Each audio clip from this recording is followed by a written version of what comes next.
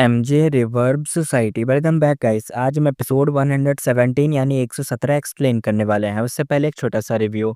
Last episode में जैसा हमने देखा था, जो हेवनली कोड था और शैडो सेक्ट और अपना फेंगयुआन, ये तीनों लोग ना वेट कर रहे थे एक दूसरे का। हेवनली कोड सोच रही थी जितना ज्यादा वेट करेंगे भाई ट्रिबुलेशन आके गिरेगा और ये लोग खत्म। अपना फेंगयुआन ये सोच रहा था कि ये दोनों आपस में लड़ मरेंगे जल्दी से, और मतलब जल्दी से कुछ करेंगे और जैसे मुझे टाइम मिलेगा मैं भी छू यहाँ से, मतलब छू मंतर भाई अपना। और लास्ट में क्या, अपना ये जो शैडो सेट था वो भी सोच रहा था कि भाई जितना ज़्यादा हमें टाइम मिलेगा, ये जो हमारा ट्रम्प कार्ड बंदा बैठा है ड्रीम रेलम वाला, ये रैंक 9 पे पहुंच जाएगा। यानी सब लोग अपनी अपनी उसमें बैठे थे कि अब वेट करना है बस। लेकिन क्या होता है, स्टार्ट करते हैं अपना एपिसोड। Let's start. पैम पैम आवाज आई, बिजली की वेव एक के बाद एक गिर रही थी नॉन स्टॉप। पहली वेव तो खत्म भी नहीं हुई थी, अगली वेव का स्ट्राइक लगे जा रहा था। पूरे स्काई का सीन एक डार्क ब्लू जंगल जैसा हो गया था। ये जंगल पूरा का पूरा बिजली से बना हुआ था और ऊपर से डार्क क्लाउड्स थे, नीचे एकदम बिजली गिर रही थी। वो 10 extreme immortal zombie lifeless formation अब पूरा डार्क क्लाउड्स में बदल चुका था। अंदर के 10 एक्सट्रीम इमोर्टल ज़ॉम्बीज बिल्कुल दिख ही नहीं रहे थे। इसी वजह से फेंगयुआन का प्लान फॉर्मेशन के कोर को तोड़ने का पूरा फेल हो गया था। डार्क क्लाउड के अंदर 3 मीटियोर लाइक इमोर्टल वो हाउस घूम रहे थे। कभी एक दूसरे से टकरा रहे थे, कभी लॉन्ग रेंज अटैक कर रहे थे। सब एक प्रॉपर चांस का वेट कर रहे थे कि मतलब प्रॉपर चांस मिल जाए। और क्वेश्चन ये था कि किसकी टैक्टिक जीतेगी। यानी तीनों लोग तो देखो वेट कर रहे हैं ना, देखते हैं अब किसकी टैक्टिक जीतेगी। जैसे जैसे ट्रिबुलेशन स्ट्रांग होते गए, 10 एक्सट्रीम फॉर्मेशन प्रेशर में आने लगा। बिजली के स्ट्राइक से डार्क क्लाउड से थोड़ा थोड़ा एकदम भाई टूटने लग गए। लेकिन अभी तक वो वीकनेस उस लेवल तक नहीं पहुंची थी कि जो हेवन ओवरसिंग टावर लॉर्ड है वो जिस तरह से चाह रहा था कि और ज्यादा वीक हो जाए, अभी वो और ज्यादा सोच रहा है कि और वीक हो तभी कुछ कर पाएंगे। और क्योंकि ये तीन साइड एक दूसरे को रोक नहीं रही थी, फेंगयुआन को अपना चांस कभी मिल ही नहीं रहा था। क्योंकि फेंगयुआन सोच रहा था कि ये दोनों आपस में लड़े रोके एक दूसरे को, तभी तो मेरे को टाइम मिलेगा मैं भागूं। लेकिन अब देखते हैं एक बंदे का सीन। यिंग वूशी वो कहता है ओके, अब मेरे पास रैंक 7 कल्टीवेशन लेवल है। सैक्रेड फेदर सिटी के अंदर वो खुश होकर बोला था। 7 स्टार चाइल्ड कहता है गुड, सबसे पहले फेंगयुआन को डील करते हैं और फिर ग्रेसफुल क्योटिक डुलिस्टेज ले लेते हैं। यिंगवुशी ने सर हिला के हाँ में हाँ कह दी। सैडोसेक ने स्पेशली उसके लिए एक ड्रीम पाथ किलर मूव बनाया था, लीड सोल इनटू ड्रीम। उसके लिए अलग अलग कल्टीवेशन रैंक के हिसाब से पूरा गुवॉम का सेट रेडी करा गया था। यानी अभी वो रैंक 7 पे है तो उसे रैंक 7 वाला सेट दिया जाएगा या सिखाया जाए, जो भी है उसके पास होगा रैंक 7 वाला सेट, फिर वो उसका यूज करेगा। और जैसे रैंक 9 पे पहुंचेगा तब तो भाई साहब आग ही लगेगी। अब उन्होंने पहले फेंगयुआन को ही क्यों टारगेट किया हेवनली कोड के इमोर्टल्स के बजाय, यहाँ पे 3 रीजंस के। क्योंकि मतलब यहाँ पे ना देखो, चाहते तो हेवनली कोड भी टारगेट हो सकता था, लेकिन नहीं, उसको नहीं करा, उसको छोड़ दिया। टारगेट इनका मेन अब आ गया फेंगयुआन पे। क्यों आया, इसके 3 रीजंस दिए गए। फेंगयुआन के पास सिर्फ रैंक 6 कल्टीवेशन था, मतलब उसको डील करना एक तरीके से ईजी था। प्लस उसके कंट्रोल में था ग्रेसफुल क्योटिक डुअल स्टेज। अगर उसको हरा दिया तो वो इमोर्टल गो हाउस भी उनके हाथ आ जाता, जिससे हेवन ओवरसिंग टावर के अगेंस्ट लड़ पाते और ज्यादा। दूसरा, हेवनली कोर्ट के इमोर्टल्स अभी खुद एक तरीके से डिले कर रहे थे, यानी वो खुद भी पीछे थे, शैडो सेक्ट पे हैवी प्रेशर नहीं डाल रहे। शैडो सेक्ट ने ये नोटिस किया और सोचा कि इस चांस का यूज करते हैं, वो प्रेशर नहीं डाल ले, तब तक हम बचे हुए हैं, तब तक फेंगयॉन को निपटा देंगे। तीसरा रीजन ये था कि यिंग वूशी अभी सिर्फ रैंक 7 था। उसका lead soul into dream rank 8 immortal पे काम ही नहीं करता था। अगर हेवनली कोर्ट के इमोर्टल को पहले टारगेट करें तो उन्हें टाइम मिल जाता, वो इस मूव को एक तरीके से स्टडी कर लेते और फिर बाद में दिक्कत आ जाती, उसका सोल्यूशन निकाल लेते। क्योंकि भाई इनके पास जो हेवनली कोर्ट है, इनके हल्के में मतलब ये लोग ना एकदम मिनटों में, जैसे फेंगयुआन को देखते ही पता लगा दिया ना, फेंगयुआन एक अदरवर्ल्डली डीमन है, ऊपर से इसके क्या क्या स्टोरी थी, एक बार में देखते ही पता लगा लिया हेवनली कोर्ट ने। तो ये जो हैकर्स बैठे हैं ना, इनको कम मत समझना, इसलिए इनके सामने थोड़ा सा अलर्ट है ये लोग। यिंग वूशी का एक्सप्रेशन सीरियस हो गया, उसने lead soul into dream activate करना स्टार्ट करा। सडो सट के गुई मोटर्स कहते हैं डोंट बी नर्वस, आराम से कर, ठीक है, तू कर सकता है, गुड लक। इसको थोड़ा सा मतलब ऊपर चढ़ा रहे थे कि भाई हो जाएगा, टेंशन मत ले। उन सबसे ज्यादा नर्वस यिंग वूई खुद नहीं था, बाकी गुई मोटर्स थे। क्योंकि यिंग वूशी तो थोड़ा बहुत ही नर्वस है, जो उसको होती है नर्वसनेस, क्योंकि बच्चे जैसी सोल है ना उसकी, इसलिए। लेकिन बाकी ये लोग ज्यादा नर्वस हो रहे थे। Rank 7 dream path killer move, lead soul into dream, अरे भाई साहब ये एक्टिवेट करा। सबकी थोड़ा सा एक्सपेक्टेशन था एकदम भाई यिंग वूशी के ऊपर गया। अब ये जो अपना यिंग वूशी था, ऐसे थोड़ा सा डिसअपॉइंट नहीं करा, जो मूव था ना वो सक्सेसफुली अब एक्टिवेट हो गया। इसकी power graceful chaotic dual stage की तरह एक तरीके से इनविजिबल, एक तरीके से ऐसी गई कि पता नहीं चला। फेंगयुआन ऑफ गार्ड पकड़ा गया यहाँ पे। जैसे ही स्ट्राइक उसको लगा, वो सीधा एक ड्रीम रेलम में गिर गया। यानी भाई सीधा एकदम ड्रीम रेलम में है, एक लेक के ऊपर पवेलियन पे। स्टार कंस्टेलेशन इमॉर्टल वनरेबल बैठी थी और एकदम एक वही जीथर बजा रही थी और गाना गा रही थी। Fallen song and despondent heroes, fate के ट्रायल को रेसिस्ट करना मुश्किल है। बैंड स्वॉर्ड्स मिट्टी में दबे हुए हैं, एशियन टाइम से उठते गिरते हैं और ऊपर से वो एंडलेस हेवनली रिवर की गजगज। एंड स्पेक्ट्रल नाइट एक सोल को लेकर एंडलेस ड्रीम में ले जाती है। शांति कहाँ मिलेगी? स्प्रिंग और ऑटम के दिनों में बॉडी और माइंड चेंज होते रहते हैं, लेकिन हेवन की विल इन्फिनाइट बनी रहती है। जैसे वो थी वैसी की वैसी फॉरएवर रहती है। पहले 2 बार की तरह इस बार भी फेंगयुआन के माइंड में नए इन्फॉर्मेशन की वेव्स आ गई थी। फेंगयुआन अंदर ही अंदर कहता है स्पेक्ट्रल नाइट सोल को एंडलेस ड्रीम में खींचती है। इसका मतलब शैडो सेट के पीछे का सच है। ये पूरा बॉडी और माइंड हिल गया है सोचकर उसने। ये जो सेक्रेड फेदर सिटी थी ना, इसके अंदर का सीन देखते हैं। यिंग वूशी कहता है अरे वियर्ड है। अपना सर एकदम स्क्रैच करा था क्योंकि उसको बहुत अजीब लग रहा था जब इसने यूज करा। तो इमोर्टस कहने लग गए क्या हुआ, तुम्हें सक्सेस नहीं मिला क्या? अभी तो तुमने सक्सेस बोला था। यिंग वूशी कहता है नहीं, वो तो सो गया, ड्रीम में भी चला गया, लेकिन इस किलर मूव का इफेक्ट मतलब पहले जैसा नहीं लग रहा, कुछ अजीब है यहाँ पे। बाकी शैडो सेट के इमोर्टल्स थोड़ा सा रिलैक्स हो गए। एक इमोर्टल कहता है यिंग वूशी ये पहली बार है तुम रैंक 7 का वर्जन यूज कर रहे हो, नॉर्मल है यार, वो चला गया ना, बस इतना काफी है। कोई नहीं। दूसरा इमोर्टल कहता है अब जब सक्सीड हो ही गए हो तो इसका चांस लेके इमोर्टल को हाउस को भी कैप्चर कर लेते हैं, ठीक है? सैक्रेड फेदर सिटी ने तुरंत ही टर्न लिया और ग्रेसफुल क्योटिक ड्यूल स्टेज की तरफ चार्ज करने लगे। डार्क क्लाउड्स भी एकदम रंबल करते हुए मूवमेंट के साथ कोऑर्डिनेट कर रहे थे। लेकिन जैसे ही sacred feather city graceful chaotic dual stage को हिट करने वाली थी, यिंग वूशी की आंखें खुल गईं। यिंग वूशी कहता ओ नो, वो तो भाग गया। लो भाई कर लो, काम हो गया, वो तो भाग गया। Normally lead soul into dream किसी भी गू इमॉर्टल के अगेंस्ट बहुत इफेक्टिव होता है, लेकिन पेंगुइन के केस में इसका इफेक्ट बहुत ही कम हुआ। क्यों? क्योंकि इस बैटलफील्ड में सब इमॉर्टल्स में ड्रीम पाथ का सबसे बड़ा अटेनमेंट यिंग वूशी के बाद सिर्फ फेंगयुआन के पास था। यानी हम जानते हैं यहाँ पे सबसे ज्यादा अंडरस्टैंडिंग किसको है। यिंग वूशी तो भाई ड्रीम रेलम का ही बंदा है, यानी वो वहीं से बॉर्न हुआ है। लेकिन यहाँ पे जो दूसरा सबसे ड्रीम रेलम का सबसे दिमाग किसके पास है, वो अपना फेंगयुआन है। उसके पास 500 साल की मेमोरीज थी और एक special immortal killer move unravel dream था। हाँ, ये मूव सिर्फ रैंक 6 का था। लॉजिकली रैंक 7 के किलर मूव से वो बचा नहीं पाता, लेकिन ड्रीम रेलम उसको मिला था। वो था स्टार कंस्टेलेशन इमोर्टल वनरेबल का ड्रीम रेलम मिला था जो उसके दिमाग में था, जो कंपैरेटिवली इजी लेवल का था। अब जब उसको ना स्टार कंस्टेलेशन इमोर्टल वनरेबल का ड्रीम रेलम मिला तो वो कंपैरेटिवली इजी था। अगर एक अनरावल ड्रीम काफी नहीं होता तो फेंगयुन दूसरा यूज करता, फिर तीसरा और फिर इसी तरीके से अनलिमिटेड टाइम यूज करता। उसके पास बहुत सारे ड्रीम पाथ मॉडल गु थे जो उसने स्प्रिंग ड्रीम फ्रूट कलेक्ट करके ना स्टोर किए थे, और ये सब अब उसके लिए एक तरीके से गोल्ड माइन हो गया था। लेकिन जब फेंगयुन ड्रीम से बाहर आया तब तक लेट हो चुका था। बूम आवाज आई, ग्रेसफुल कियोटिक ड्यूल स्टेज सीधा ऊपर से उड़ गया और फेंगयुन गिर के अंदर क्रैश कर गया और कंट्रोल लूज कर गया। लेकिन जैसे ही सेंसर्स वापस आए उसने तुरंत ही ड्यूल स्टेज को फ्लाई करके ऊपर लाया और सेक्रेड फेदर सिटी को इमोबिलाइज करके प्लान को पूरा फेल करवा दिया। शैडो सेट के इमोर्टल शॉक में कहते हैं व्हाट्स गोइंग ऑन भाई, ये क्या सीन हो गया? मतलब ये कैसे स्केप कर सकता है? ये लीड तो सोल इनटू ड्रीम था ना, मतलब ये कैसे हो गया? सबके एक्सप्रेशन ऐसे थे जैसे उन्होंने एक तरीके से इम्पॉसिबल चीज देख ली हो। यिंग वुशु फ्रस्ट्रेटेड था, वो कहता है लेट मी ट्राई अगेन। वो दोबारा करता है, फिर से ना lead soul into dream use करता है।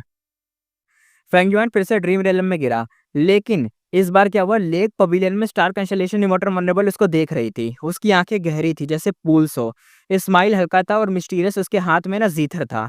इस बार वो गाना नहीं गा रही थी, सिर्फ बजा रही थी जीथर। म्यूजिक क्लियर और ब्यूटीफुल था, लेकिन फेंगयुआन के पास एंजॉय करने का टाइम ही नहीं था। उसको पता था ये ड्रीम रेलम है और वो यहाँ एक सेकंड भी वेस्ट नहीं करना चाहता था। फिर उसने countless time unravel dream use करा और स्केप कर गया। सैक्रेड फेदर सिटी के यिंग वूशी लिटरली एकदम भाई चिल्लाने लगा। वो कहता है भाई क्या हो रहा है यार, मैं तो पागल हो जाऊंगा, इसे मैं बार बार गिरा रहा हूँ, वापस से ऐसे आ जा रहा है। सैक्रेड फेदर सिटी जैसे ही ड्यूल स्टेज के क्लोज आता, फेंगयुआन फिर से जाग जाता और इमोर्टल को हाउस मैनिपुलेट करके एस्केप कर जाता। अब सैक्रेड फेदर सिटी खुद ड्यूल स्टेज से ज्यादा डैमेज हो चुका था, उसकी स्पीड स्लो हो गई थी। 7 स्टार चाइल्ड एकदम भाई एक्सप्रेशन, गंदे वाले एक्सप्रेशन के साथ कहता है अबे ट्राई अगेन, उसके माइंड में बार-बार गुस्सा आ रहा था, सोच रहा था कि ऐसे कैसे हो सकता है यार, ऐसे कैसे हो सकता है, दोबारा ट्राई करो। यिंग वूशी कहता है हाँ, तुरंत ही उसने मतलब किलर मूव एक्टिवेट करा। फेंग युआन अंदर ही अंदर फ्रस्ट्रेटेड था, वो कहता है डैम इट! ये बहुत ही ट्रबलसम है, दूसरी पार्टी का ड्रीम पाथ अटेनमेंट इस एरा का बियॉन्ड है, लीड सोल इंटो ड्रीम। मैं चाहे इमॉर्टल वो हाउस के अंदर हूँ, फिर भी बार-बार मेरे को हिट हो जा रहा है। एस्केप करने का एक ही ऑप्शन है, वो है अनरावल ड्रीम, स्पैम करते रहना जब तक बाहर ना हो। उसका एक्सप्रेशन 7 स्टार चाइल्ड से ज़्यादा बेटर नहीं था। यानी उसका भी मतलब फेंगजॉन का भी एक्सप्रेशन खराब ही सा था कि फँस तो जा ही रहा हूँ ना, बाहर आ जा रहा हूँ तो क्या हुआ, लेकिन फँस तो रहा हूँ बार-बार। और जैसे-जैसे टाइम आगे बढ़ता गया, सीन और ज़्यादा इंटेंस होने वाला था क्योंकि इमोरियल, रिमोट एंटीक्विटी और ओल्डन एंटीक्विटी जैसे टाइम से भी ह्यूमन गू इमॉर्टल्स का वर्ल्ड आज जितना स्ट्रॉन्ग कभी नहीं था। यानी मतलब पहले वर्ल्ड था एकदम पावरफुल स्ट्रॉन्ग, लेकिन आज के टाइम पे वर्ल्ड इतना नहीं सह पा रहा था। लेकिन हाँ, ऑफ़ कोर्स यहाँ पे एक चीज़ है, रैंक 9 वल्नरेबल भाई अलग केस है उनका। वो लोग स्ट्रॉन्ग भी होते हैं और वो सह भी लेते हैं और वो ज़्यादा मतलब अलग टाइप के यार, उनका उनको काउंट नहीं करा जा सकता इसमें। फेंग युआन की प्रीवियस लाइफ़ में ना ड्रीम पाथ है ना फुल ऑन फ्लरिश कर रहा था एकदम भाई, फुल एकदम होता है ना ट्रेंड हो जाता है एकदम, सब कुछ हर जगह वही चल रहा है, ऐसा ही हो गया था। पिछली ज़िंदगी में हर जगह ड्रीम रियलम ही ड्रीम रियलम थे। बड़ी-बड़ी फोर्सेस के पास इमॉर्टल गो हाउसेस भी थे और उन्होंने ड्रीम पाथ के गो वॉर्म ऐड करे थे। ताकि ड्रीम पाथ के अगेंस्ट डिफेंस हो सके और वो काफ़ी इफ़ेक्टिव भी हुआ करते थे। लेकिन अब जो graceful chaotic dual aces Feng Yuan के कंट्रोल में था, वो एक पुराना मिस्टीरियस गु इमॉर्टल का बना हुआ था। मतलब वो करंट एरा से बिल्कुल अलग था यार, मतलब इसको काउंट नहीं कर सकते हम इस एरा के हिसाब से। डिफेंस के लिए जो कि ड्रीम पाथ है भाई, ये वाला मेथड इसमें काम नहीं आएगा क्योंकि ये ड्रीम पाथ से अपने आप को डिफेंस नहीं कर पाएगा। इसलिए वो लीड सोल इंटो ड्रीम के अगेंस्ट अपने आप को प्रोटेक्ट नहीं कर पा रहा था क्योंकि भाई ये जो अपना ये है ना केओटिक ड्यूल स्टेज, इसके अंदर से वो अटैक लग के फेंग युआन को लग रहा है ना, इसलिए ऐसा हो रहा था। यिंग वूशी कहता है सेक्रेड फेदर सिटी के अंदर जोर से चिल्लाते हुए, immortal killer move, lead soul into dream. एक इमॉर्टल कहता है हाउ इज इट, मतलब अब कैसे चल रहा है सब, क्योंकि उसके जो क्यूरियस था कि अब मतलब बार-बार इसको करे जा रहा है, एक ही बंदे को फँसा रहा है लेकिन इस पे काम ही नहीं कर रहा और बार-बार अपने ही बंदे को देखते हुए कह रहा है अब कैसा है, अब कैसा है, अब क्या हो रहा है। यिंग वूशी ने कॉन्फिडेंटली हेड ऐसे ऊपर करा, कहा अब वो मेरे ड्रीम के अंदर है। बोकिंग कहता है अटैक, दोबारा चलो अटैक करने, लेकिन ग्रेसफुल क्योटिक ड्यूलिस्ट ने फिर से लास्ट मोमेंट पे डॉज कर लिया। 7 स्टार चाइल्ड कहता है बे क्या है, क्या चल क्या रहा है, ये बार-बार भाग कैसे जाता है? फिर उसका रिएक्शन इतना फास्ट भी कैसे हो रहा है? यिंग वूशी एकदम चिल्लाते हुए कहता है, वो गया था यार अंदर, नहीं वो वापस आ गया, अरे नहीं वो गया, अरे नहीं वो वापस आ गया। इमॉर्टस एकदम स्पीचलेस रह गए कि अबे कर क्या रहा है ये बंदा? ग्रेसफुल क्योटिक ड्यूल स्टिच के अंदर देखते हैं। फेंग युआन कहता है, ओह ओल्ड भाई, इस क्रूशियल मोमेंट पे मुझे तुम पे ही डिपेंड करना पड़ेगा मेरे अलाए। ड्रीम रियलम से जस्ट निकलने के बाद उसने ताई बायोशेंग को शोल्डर पे टैप कर दा और फेंग युआन को पहले से पता था कि शैडो सेक्ट उसे एक छोड़ने वाला तो नहीं है, बार-बार फँसाते रहेगा। वो फिर से ड्रीम में खींच लेने लग गया और हाँ, उसके पास एस्केप करने का कोई ऑप्शन नहीं था, लेकिन उसमें थोड़ा टाइम लगता और टाइम में ड्यूल स्टेज को बिना कंट्रोल करना मतलब एक तरीके से उस पे अटैक हो जाएगा, तो कोई तो कंट्रोल के लिए चाहिए। इसलिए फेंग युआन ने ताई बायोशेंग को बाहर बुलाया सपोर्ट के लिए। एक्चुअली पहले ड्यूल स्टेज मतलब जो ड्यूल स्टेज का एस्केप करने का रीज़न ये भी था कि ताई बायोशेंग उसको कंट्रोल कर रहा था।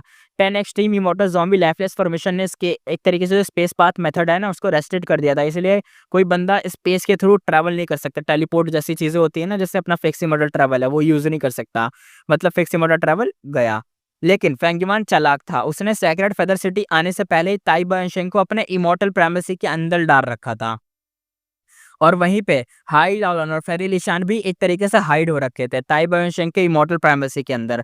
देख रहे हो कैसी प्लानिंग करके आया है। बंदे ने एक इमॉर्टल वाले बंदे को अपने प्राइमेसी के अंदर डाल रखा है, एक हो गया। लेकिन जो बंदा इसके पेट के अंदर है, यानी देंतियान के अंदर है, जैसे अपना ताई बायोशेंग है प्राइमेसी के अंदर, उसके प्राइमेसी भी तो है। उस प्राइमेसी के अंदर पता है कौन है? फेरी लिशान और साथ में हाई लाओलान। तो फुल भाई आए हैं ये लोग। ताई बायोशेंग बाहर आते हुए शॉक में कहता है, फेंग युआन तुम बहुत ज़्यादा गैम्बल ले रहे हो। इमॉर्टल गु हाउस मैनिपुलेट करते हुए उसने बोला और बैटलफील्ड को पहले ही फेंग युआन के थ्रू ऑब्जर्व कर रहा था, जान रहा था, उसे पता था सिचुएशन कैसी चल रही है। लेकिन शैडो सेक्ट और हेवेली कोड का ये जो इन्वॉल्वमेंट देख के ओल्ड मैन का मतलब लिटरली एकदम स्पीचलेस हो गया। यानी अपना ओल्ड भाई का तो मुँह खुला का खुला रह गया, भाई इतने बड़े-बड़े लोग कहाँ से आ गए इसमें। फेंगयुआन हंसते हुए कहता है, दूसरी पार्टी के पास ड्रीम पाथ के मेथड हैं, वो तुम्हें भी टारगेट कर सकते हैं। जल्दी फेरी लिशान और हाई लाओलन को बुलाओ। अगले मोमेंट हाई लाओलन और फेरी लिशान दोनों सामने आ गए। उसके फेसेस पे मिक्स एक्सप्रेशन थे, सबसे ज्यादा शॉक वाले थे। हाई लाओलन के अराउंड देखते हुए कहती है, फेंगयुआन तुम सच में एक्सपर्ट हो अपने आप को डेंजर में डालने में। उसकी टोन में बड़ा एडमायर वाला टोन भी था, क्योंकि देखो इतनी बड़ी सिचुएशन है, इतनी खतरनाक सिचुएशन है, भले वो उसको एक तरीके से मोक कर रही है, टीज कर रही है, लेकिन फिर भी बोल भी रही है, एडमायर भी कर रही है कि देखो बंदा बच भी तो रहा है ना। इसलिए पहले ईशान भी कहती है, ओ फेंगयुआन तुम हमें एकदम फिर से फायर पिट के अंदर घसीट रहे हो, यानी तुम भी हमें जलती हुई आग में घसीट रहे हो। फेंगयुआन स्माइल करके हाथ हिलाते हुए बड़े स्टाइल में कहता है, अरे किस चीज का डर, जब दो टाइगर्स लड़ते हैं ना तो एक डेफिनेटली इंजर्ड होता है। तुम लोग मेरी हेल्प कर रहे हो तो दूसरी पार्टी मुझे कुछ नहीं कर पाएगी, और इमोर्टल गो हाउस के प्रोटेक्शन के साथ हम जीतने का चांस हमारा ज्यादा बड़ा है। बाद में तुम दोनों को हैवी रिवॉर्ड भी दे दूंगा मैं। हाई लाउलान सिर्फ हेड को एकदम हिलाती है, कुछ बोला नहीं उसने। उसकी आंखों में ब्राइट शाइन था। वो ड्यूलिस्ट को ध्यान से एनालाइज कर रही थी, क्योंकि उसने शायद इतने मतलब पहली बार शायद देखा होगा इतना खतरनाक पावरफुल मूव। मूव क्या मतलब, एक ऐसा गू हाउस होगा तो फेरी लिशान के पास भी, या देखा तो होगा एटलीस्ट, लेकिन पहली बार अंदर आके ऐसा सब फील करना ना, तो उसके लिए ज़्यादा थी। फेंगयुआन को तो ज़्यादा असर नहीं होगा, उसे तो बस अच्छा लगेगा, लेकिन इनको ज़्यादा फ़र्क पड़ेगा ना, क्योंकि इनके लिए तो बहुत ज़्यादा बड़ी-बड़ी चीज़ें हैं। फेरी लिशान अंदर ही अंदर बहुत ज़्यादा एकदम अजीब फील कर रही थी। नई अलायंस एग्रीमेंट की वजह से उसे आना ही पड़ा। पहले फेंगयुआन ने ईथियान माउंटेन और ड्यूल स्टेज का नेम यूज़ करके उन्हें कन्विंस भी कर लिया। ताइबेंशेंग को प्राइमसी में उसको छुपा भी दिया, लेकिन अब जो सिचुएशन डेवलप हो चुकी थी उसके इमेजिनेशन से बाहर थे, क्योंकि भाई ने पहले तो लालच दे दिया कि देखो कैंडी मिलेगी, कैंडी आओ आओ इस डबल डोर वाली गाड़ी में बैठ जाओ। क्या कहते हैं उसको, कौन सी गाड़ी है जो बच्चे चुराती है यार, नाम भी मैं भूल गया उसका। वो वाली गाड़ी में इमॉर्टल गु हाउस के थ्रू वो इजीली बैटलफील्ड के आउटसाइड सीन देख रही थी। ये वो फेरी लिशान थी जो नॉर्थर्न प्लैन्स में काउंटलेस कनेक्शन बनाने वाली फेमस गु इमॉर्टल थी। लेकिन अब यहाँ पे फेरी लिशान और हाई लॉरेंस दोनों का दिल तो भाई एकदम हिल गया था ये सब देख के। जैसे ताई बैनशेंग ने बोला था कि फेंगयुआन एक बहुत बड़ा गैम्बल खेल रहा था, और ऑब्वियसली फेरी लिशान को भी अंदर से ये मतलब चीज़ें फील हो रही थी कि हाँ भाई, ये मज़ाक नहीं है, ये कुछ खतरनाक चीज़ है। फेंगयुआन कहता है, फेरी लिशान क्या तुम अभी ब्लेजिंग हेवन डेमोनिस से कनेक्ट कर सकती हो? उसने इमॉर्टल गु हाउस के थ्रू बैटलफील्ड ऑब्जर्व करते हुए पूछा था। इस करंट सिचुएशन में जितने ज़्यादा रेइंफोर्समेंट होते उतना बेटर होता। ब्लेजिंग हेवन डेमोनिस एक्चुअली नई अलायंस एग्रीमेंट का पार्ट नहीं थी। ये ज़्यादातर हाई लाउलान और फेरी लिशान का अपना एग्रीमेंट था, फेंगयुआन के अगेंस्ट एक गार्ड के लिए। लेकिन अब जब दोनों यहाँ फंसे हुए थे, क्या वो नहीं चाहते कि ब्लेजिंग हमें डेमोनिस आके हेल्प करे? मतलब ऑब्वियसली वो चाहेंगे ही। फेरी लिशान को क्लियरली समझ आ गया कि वो फेंगयुआन की स्कीम में फंस गई है। उसने आंखें घुमाई और कांटेक्ट करने का ट्राई करा। थोड़ी देर में उसका फेस सफेद पड़ गया। उसने हेड शेक करा। फेरी लिशान कहती है, नो, ये 10 एक्सट्रीम फॉर्मेशन इंसेन है भाई। ये मेरे इन्फॉर्मेशन पाथ मेथड्स भी भाई ब्लॉक कर दिया। मैं कुछ नहीं कर पा रही। फेंगयुआन ने भी हेड ऐसा ऊपर करा, बोला अरे क्या कर रहे हैं। अब उसने कुछ बोला नहीं, अंदर ही अंदर थोड़ा सोच रहा था। अब फेंगयुआन की जो सोच थी वो हमें बताई जाती है। फेंगयुआन सोचता है, लगता है इस स्ट्रॉन्ग अलाई को सिर्फ तब कनेक्ट कर पाएंगे जब हम फॉर्मेशन तोड़ के बाहर निकलेंगे। और सच तो ये था कि ब्लेजिंग हेवन डेमोनिस आ भी जाती, फेंगयुआन उसको इमॉर्टल गो हाउस के अंदर रहने देता, उससे भी कंफर्टेबल नहीं था। यानी मतलब वो ये देखो, ब्लेजिंग हेवन डेमोनिस यार रैंक 8 है, अब क्या पता थोड़ा मतलब इमॉर्टल गो हाउस के लिए कुछ हो जाता है ना सीन, समझ रहे हो ना, वही चीज़। और अगर उसको बाहर रखता है तो वो और ज़्यादा डेंजरस होता, मतलब दोनों साइड रिस्की थी। इसलिए अभी के लिए ब्लेसिंग हेवन डेमोनिस को इग्नोर करना बेस्ट था। अब हाई लाउडान, ताई बाइशेंग और फेरी लिशान की मदद से शैडो सेक्ट फेंगयुआन को तोड़ नहीं पा रहा था, और हेवन ओवरसिंग टावर को डील करने के लिए यिंग वूशी का रैंक 7 अभी क्लियरली इनफ नहीं था। सीन ऐसे स्टेलमेट पे था, यानी एकदम ऐसी जगह फंसा हुआ था कि और ट्रिबुलेशन और ज़्यादा स्ट्रांग होते जा रहे थे। एक के बाद एक हेवनली ट्रिबुलेशन गिर रहे थे, और सबसे अलग बात, कोई रिपीट नहीं कर रहा था। यानी जो भी ट्रिबुलेशन गिर रहा है ना, वो हर बार कोई दूसरा गिर रहा है। अचानक स्काई एकदम से गोल्डन लाइट से शूट हुआ और पूरा आसमान चमक उठा। क्रैक क्रैक आवाज आई, एकदम से क्लियर क्रैकिंग साउंड सबको सुनाई दी। 10 of thousands golden versa pulse endless stream से स्काई से नीचे उतरने लगे। शैडो सेट के इमोर्टल शॉक में कहते हैं, अरे भाई ये तो ग्रैंड ट्रिबुलेशन है। हेवन ओवरसिंग टावर के अंदर हेवनली कोर्ट के इमोर्टल हंसकर कहते हैं, हा हा हा हा, ये तो वही है ना, रेलिक वर्जा ट्रिबुलेशन। उसने बियर्ड को एकदम ऐसे होता है ना जो बूढ़े लोग करते हैं, एकदम खतरनाक तरीके से सहलाते हुए कि अरे अब तो तुम गए, वो वाला सीन था। ये ट्रिब्यूलेशन 10 ग्रेट कैटाफोरस के लेवल को भी सप्रेस कर चुका था। जैसे स्नो वार ट्रिब्यूलेशन लाइटनिंग, वो अभी भी हेविली ट्रिब्यूलेशन के अंदर आता था, लेकिन ये जो रेलिक वर्जा ट्रिब्यूलेशन है ना, उससे भी ऊपर लेवल का था। इसको कहते थे ग्रैंड ट्रिब्यूलेशन। गो मास्टर जब इमॉर्टल बनते हैं, उनकी लाइफ में क्लैमिटीज और ट्रिब्यूलेशन आते ही हैं। इमॉर्टल प्राइमेसी के अंदर के टाइम के हिसाब से कभी-कभी क्लैमिटीज और ट्रिब्यूलेशन होती रहती हैं। ये दोनों एक साथ डिजास्टर भी हैं और फॉर्च्यून भी लाते हैं। अगर सर्वाइव करे तो मतलब सर्वाइव ना करे तो देखो डेथ हो जाएगी, लेकिन अगर कर गए तो फाउंडेशन कितना स्ट्रांग हो जाएगा, कल्टीवेशन लेवल बढ़ जाएगा, दांव-माक आ जाएंगे। रैंक 6 गू इमॉर्टल के पास होता है ग्रीन ग्रेप इमॉर्टल एसेंस। वो हर 10 साल में एक अर्थली क्लैमिटी फेस करते हैं और हर 100 साल में एक ट्रिब्यूलेशन आता है। 300 साल और मतलब 300 साल, अगर वो 300 साल में 3 ट्रिब्यूलेशन आएँगे ही हेवेनली ट्रिब्यूलेशन, अगर वो सर्वाइव कर लें तो वो एक रैंक 7 बन जाते हैं, यानी 3 हेवेनली ट्रिब्यूलेशन सर्वाइव करनी होती है। फिर बात करते हैं रैंक 7 गो इमॉर्टल के पास की।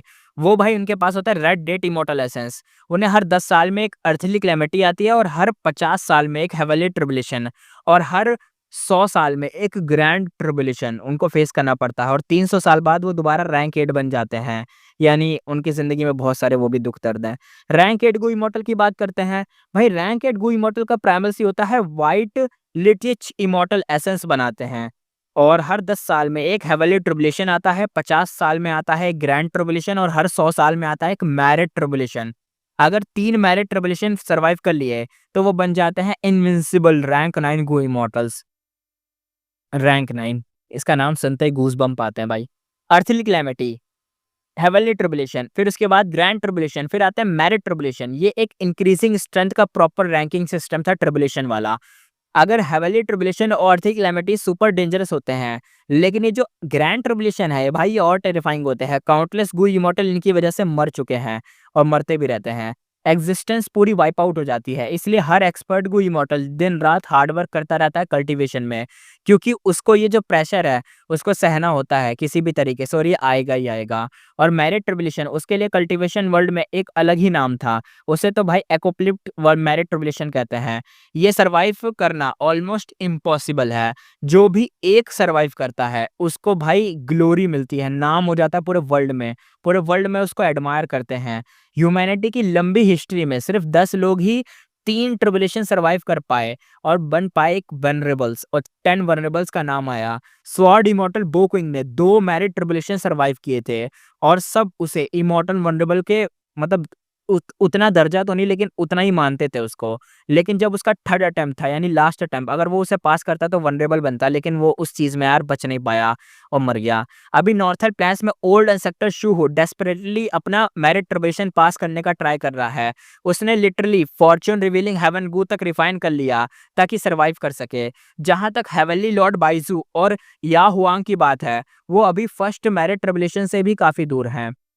ये सब ओल्ड थे, लेकिन उन्होंने अपने इमॉर्टल प्राइमेसी में टाइम पाथ मेथड यूज करके टाइम को स्लो कर रखा था। कुछ भी इमॉर्टल तो इतना डर जाते हैं कि पूरे इमॉर्टल प्राइमेसी में रिवर ऑफ टाइम का ट्रिब्यूलेटरी इरेज कर देते हैं ताकि अंदर का टाइम बिल्कुल फ्रीज ही हो जाए और क्लैमिटीज और ट्रिब्यूलेशन आ ही ना, यानी इतना डर जाते हैं ये लोग। लेकिन हम जानते हैं अगर ये कर लेंगे तो भाई ग्रोथ भी नहीं होगी। लेकिन उस केस में immortal primacy immortal essence produce ही नहीं करता और बिना ट्रिब्यूलेशन फेस किए दाव मार्क्स भी इंक्रीज नहीं होते, मतलब कल्टीवेशन लेवल भी वही फंस जाता है। और जो टाइम पाथ स्केलिंग मेथड्स होते हैं उनके भी ड्रॉबैक बैक होते हैं। जैसे टाइम को पॉज तो कर दिया, फिर क्या होगा, और मेंटेन करने के लिए भी तुम्हें कॉस्ट देना पड़ेगा, यानी टाइम पॉज हो जाएगा, हेवनली जो ट्रिब्यूलेशन है वो सब आएगी, लेकिन आएगी नहीं, लेकिन क्या होगा, तुम्हें फिर देना भी तो पड़ेगी ना चीज़ें, तभी तो तुम कर पाओगे, मेंटेन कर पाओगे, होता है ना मेंटेनेंस टाइप का। उसके लिए चाहिए हेवनली, हेवनली कह रहा हूँ बार बार, पता नहीं क्यों नाम ले लेता हूँ मैं, ये इमॉर्टल एसेंस, और इमॉर्टल एसेंस प्रोड्यूस ही नहीं होगा तो दिक्कत वाली बात है ना? अमीर लोग ही कर पाएँगे। इसलिए करंट गो इमॉर्टल वर्ल्ड में ज़्यादातर इमॉर्टल्स अपने प्राइमेसी में टाइम स्लो कर देते हैं ताकि ट्रिब्यूलेशन के लिए थोड़ा बहुत प्रिपेयर हो सकें। इवन एक्सपर्ट इमॉर्टल इस रूल का एक्सेप्शन नहीं है, यानी वो लोग तक इस चीज़ को यूज़ करते हैं क्योंकि जितना हाई कल्टीवेशन लेवल होता है, उतना ही ज़्यादा डेंजरस ट्रिब्यूलेशन भी होते हैं। हेवनली कोड के ज़्यादातर रैंक 8 गो इमॉर्टल्स नॉर्मल टाइम से हाइबरनेशन में ही रहते हैं। ये वर्ल्ड का बेस्ट स्लोइंग मेथड में से एक है क्योंकि उन्हें हर 50 साल में ग्रैंड ट्रिब्यूलेशन का सामना करना पड़ता है और अभी स्काई में डिसेंड हो चुका था पहला ग्रैंड ट्रिबुलेशन, जिसका नाम था रेलिक वर्जा ट्रिबुलेशन। चाहे वो उनके खिलाफ डायरेक्टली ना था, फिर भी हेवनली कोर्ट के इमोर्टल्स को एक साथ जॉय और डीपनेस जो उनकी दिख रही थी, एकदम गहराई से अंदर खुशी जो फील हो रही थी ना, क्या बताएं। मतलब हैकर्स लोग खुश हो रहे थे जैसे वायरस आ गया है यहाँ पे। Golden versa pulse crackling sound के साथ डार्क क्लाउड्स में क्रैश हो रहे थे। ये thick dark clouds rapid pace में एकदम थिन होने लगे। Upper most layer of dark clouds ऐसे मेल्ट होने लगा जैसे वाटर होता है ना, हॉट वाटर गिरा दो किस पे, आइस पर, ऐसे मेल्ट हो रहा था। ये देखकर साइडो साइड के इमोर्टल्स के फेसेस बहुत ज्यादा खराब हो गए, सबकी आईब्रोज टाइटली हो गई एकदम। हेवनली कोर्ट के इमोर्टल्स स्माइल करते हुए कहते ग्रेट, बहुत बढ़िया, क्योंकि भाई अब उन्हें मजा आ रहा था। बी चैंतियान हंसकर कहता है even without us doing anything, दूसरी पार्टी ऑलरेडी लूज कर सकती है। वाह, मजा आ गया। Heaven overseeing tower lord गहरी नजर से एडमायर करते हुए देखता है, ट्रिबुलेशन को देखते हुए कहता है, मतलब ग्रैंड ट्रिबुलेशन को देखते हुए, दूसरी पार्टी अपने जमाने में चाहे कितनी भी स्ट्रांग थी, लेकिन वो हेवन और अर्थ को कैसे सप्रेस कर सकती है। ह्यूमन को हेवन और अर्थ को रिस्पेक्ट करना चाहिए। गो इमोर्टल्स की स्ट्रेंथ कंपेयर में क्या है, कुछ नहीं है। रैंक 9 गु वनरेबल में से एक भी हमेशा जिंदा नहीं रह सकता। हेवन और अर्थ को रिस्पेक्ट करना, हेवन की विल को फॉलो करना ही ट्रू वे है ऑफ कल्टीवेशन। ग्रैंड ट्रिबुलेशन की माइट के सामने 10 extreme immortal zombie lifeless formation धीरे धीरे अपनी स्टेबिलिटी लूज कर रहा था, यानी अब धीरे धीरे वो जा रहा था। फॉर्मेशन के कंट्रोलर्स एकदम पैनिक में आ जाते हैं, वो कहता है we can not resist it, यानी अब तो गए, अब ये नहीं कर पाएंगे, संभाल नहीं पाएंगे। फॉर्मेशन लोगों के कंट्रोल में था, इसलिए बैटलफील्ड किलर मूव जैसे रिगिड नहीं था, ज्यादा फ्लेक्सिबल था, लेकिन अभी वो डायरेक्टली फाइट नहीं कर पा रहा था। यानी मतलब देखो, फॉर्मेशन को अब क्या बोले, अब वो इतना थोड़ी ना कर पाएगा। पहले तो वो फाइट भी करता था, हरा दिया था रैंक 8 बंदे को, कुचल दिया था, लेकिन अब वो खुद ही अपने आप को बचाने में लगा हुआ है, तो क्या करेगा। डार्क क्लाउड थोड़ा सा ओपन होते हैं और वर्जा पल्स सीधा फॉर्मेशन के अंदर गिरते हैं। क्रैक क्रैक आवाज आती है। वर्जा पल्स सीधा जाके लगते हैं 3 इमोर्टल गो हाउसेस पर जो फॉर्मेशन के अंदर होते हैं। हेवन ओवरसिंग टावर लॉर्ड एकदम देखते हुए कहता है, हाँ मुझे पता था, शैडो सेट का प्लान यही है कि हमारा हेवन ओवरसिंग टावर उनके लिए कुछ प्रेशर एब्जॉर्ब करे। पर अंदर से हेवन ओवरसिंग टावर लॉर्ड को बिल्कुल पसंद नहीं आता ये सीन।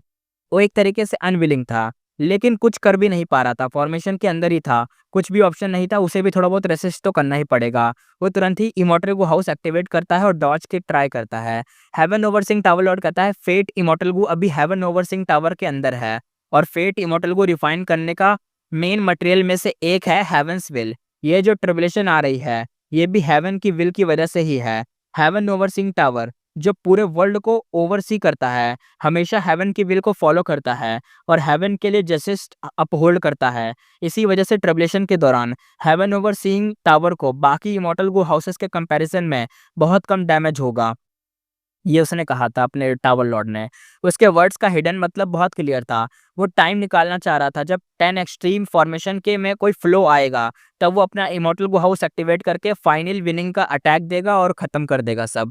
और बाकी हेवनली कोर्ट के गो इमोर्टल्स, उन्हें इस बात पे कोई ऑब्जेक्शन भी नहीं था। एक इमोर्टल कहता है ओ नो, अभी हमें और प्रेशर झेलना होगा, नहीं तो 10 एक्सट्रीम फॉर्मेशन लास्ट तक सर्वाइव नहीं करेगा।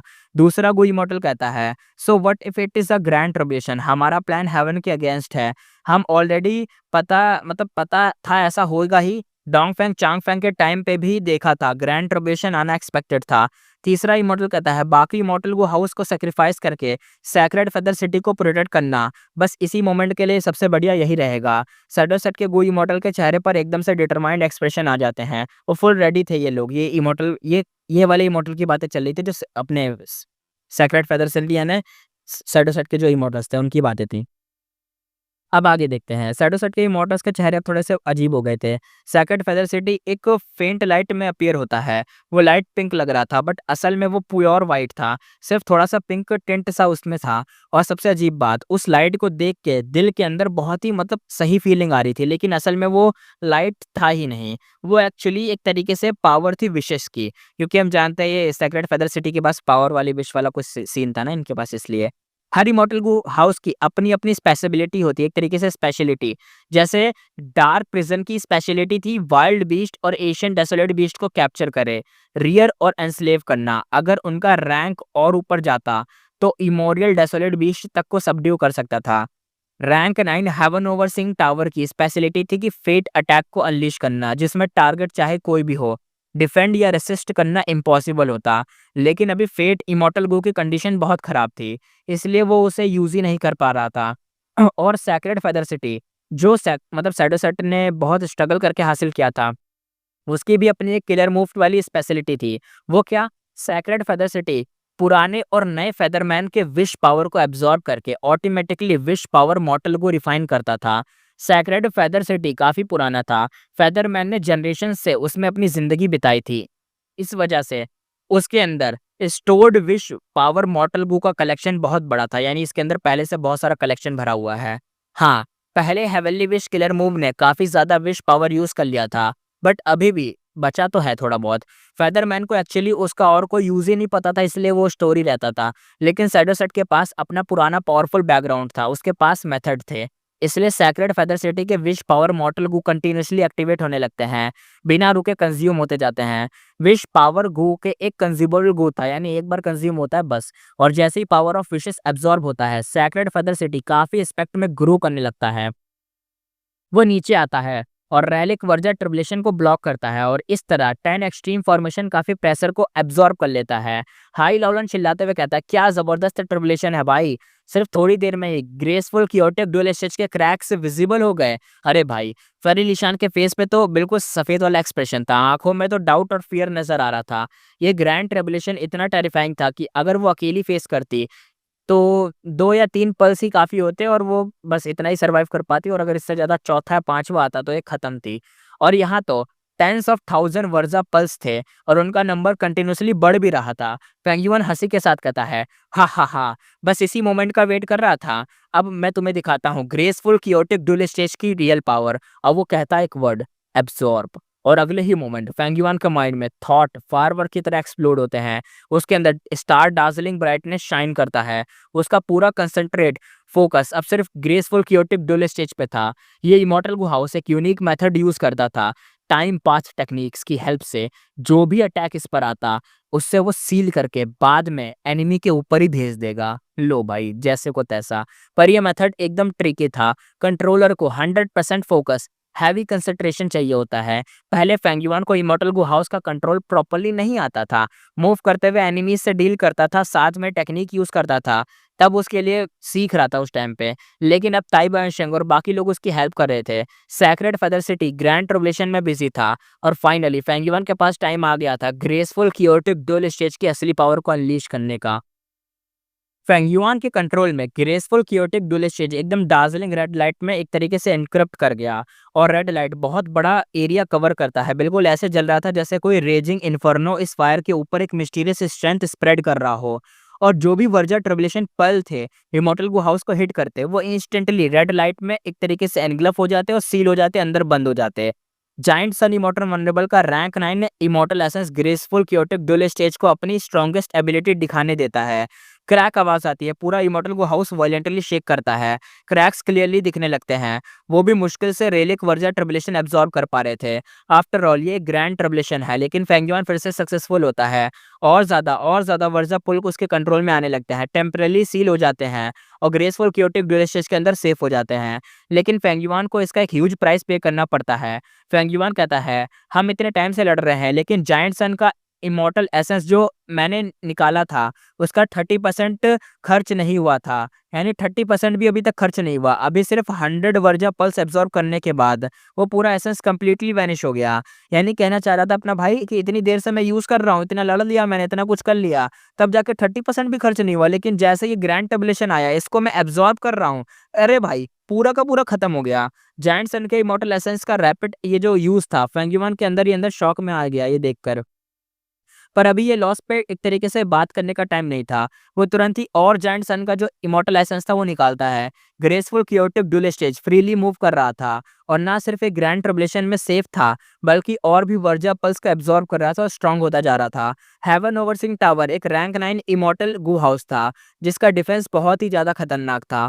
फेट इमॉर्टल गू कोर होने की वजह से उसके पास क्लैमिटीज और ट्रिबुलेशन के अगेंस्ट एक नेचुरल डिफेंस इफेक्ट था। लेकिन फेंगयुआन का graceful chaotic dual stage giant sun के इमॉर्टल एसेंस के इफेक्ट में एक्स्ट्रा ऑर्डिनरी माइट दिखा रहा था, यानी कुछ ज्यादा ही पावर। टाइम पाथ के वंडर्स एक्सपोज होते हैं, उसकी स्ट्रेंथ डिक्रीज नहीं होती बल्कि इंक्रीज हो जाती है। इस ग्रैंड ट्रिब्यूलेशन की पहली वेव के बाद शैडोसेट का सेक्रेड फेदर सिटी सबसे ज़्यादा डैमेज सफ़र करता है। चाहे उन्होंने बहुत ज़्यादा विश पावर मॉडल को यूज़ कर लिए, फिर भी वो फेंगयुआन और हेवनली कोर्ट के इक्वल नहीं हो पाए। रेलिक वर्जा ट्रिब्यूलेशन पूरे 8 मिनट तक कंटिन्यू रहा और फिर अब थोड़ा-सा रुक गया। लेकिन तीनों साइड को 1 सेकंड भी ब्रीथर लेने का साँस लेने का टाइम ही नहीं मिला, क्योंकि इमीडिएटली एक और सेकंड वेव डिसेंड कर जाती है, यानी खत्म होती ही दूसरी वेव। स्काई में क्राइसिस ऑफ लाइट ग्लो करने लगते हैं। उनके अंदर से मल्टीपल जायंट सन जो होते हैं ना, जायंट सन टाइप के होते हैं, मल्टीपल ऐसे मान लो डियर टाइप के, मतलब चमकने सन इसलिए बोला जा रहा है, ऐसे मान लो कि शायद ना ये चमकने वाले कुछ डियर टाइप के थे, कुछ निकल रहे थे, कुछ चार्ज कर रहे थे। ये जो थे ना, ये एलिफेंट साइज के थे, बॉडी ट्रांसल्यूसेंट थी और प्योर व्हाइट थे। पहले दूर से देखने में लग रहा है पता नहीं कोई सन सा आ रहा है, लेकिन जब पास आए तो पता चला नहीं, ये ब्राइट लाइट में ट्रांसल्यूसेंट है, यानी आर पार दिखने वाली चीज कुछ आ रहा था। ये इसका नाम बताया जाता है, ये थे immemorial desolate beast, destiny light deer. Okay, ये एक ग्रैंड ट्रिब्यूलेशन था जो इमोरियल डेसोलेट बीस्ट से फॉर्म हुआ था, और हर एक इमोरियल डेसोलेट बीस्ट एक रैंक 8 गु इमोर्टल के इक्वल होता था, और यहाँ पूरे के पूरे 22 डियर थे, यानी 22 रैंक 8 के बंदे। अरे भाई साहब, नो डाउट, चाहे इन डियर के पास वाइल्ड इमोर्टल गू ना भी हो, फिर भी ये ट्रिब्यूलेशन की पावर पहले वेव से कई ज्यादा टेरिफाइंग थी।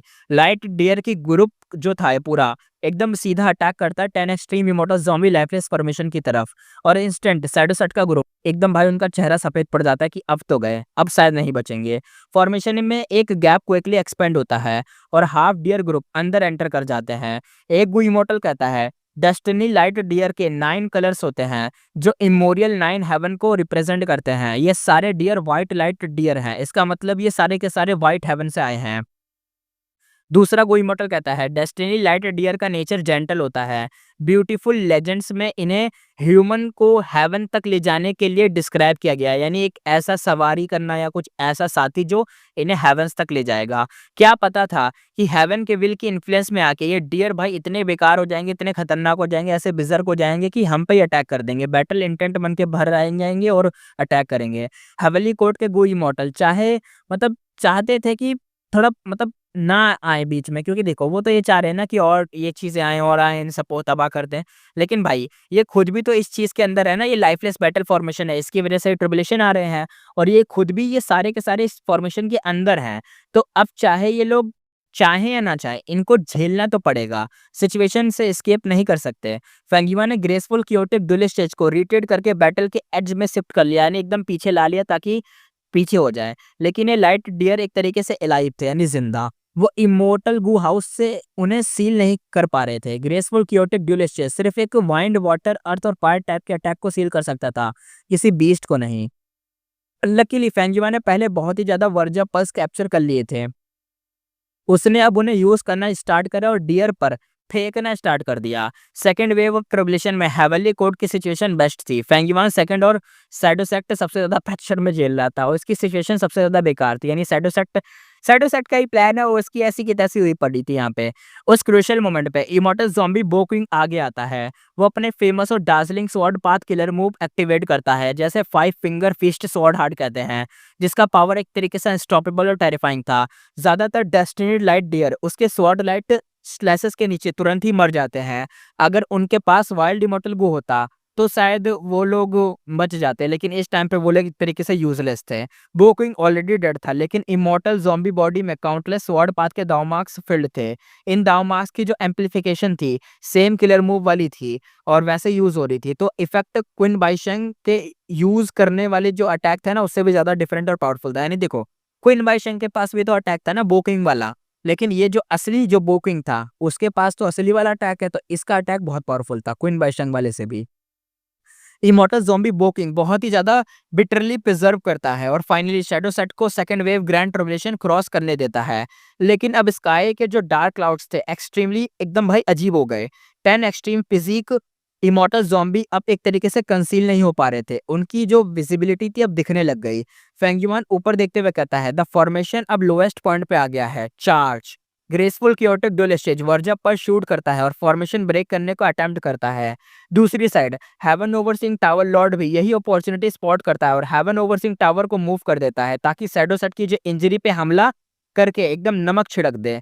यिंग वुशु जो इनसाइड था, यानी शायद ये जो सेक्रेड फेदर सिटी इसके अंदर था, वो कहता है अब क्या करे भाई। वो बिल्कुल हेल्पलेस था, कुछ नहीं कर पा रहा था। बाकी शैडो सेट के वो इमॉर्टल के एक्सप्रेशन भी एकदम सेम थे, कुछ नहीं कर पा रहे थे। एटमॉस्फेयर काफी हैवी और सीरियस हो जाता है।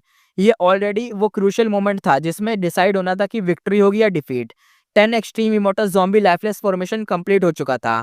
अब ये वो सक्सीड तो हो गए थे, लेकिन एक तरीके से फेल भी होते और सक्सीड भी होते। अगर फॉर्मेशन ब्रेक हो गया तो बाकी सब चीजें एक एक करके कोलैप्स हो जाएंगी। 7 स्टार चाइल्ड वो कहता है और कोई ऑप्शन नहीं बचा, हमें ज़ॉम्बी अलायंस को सेक्रीफाइस करना होगा।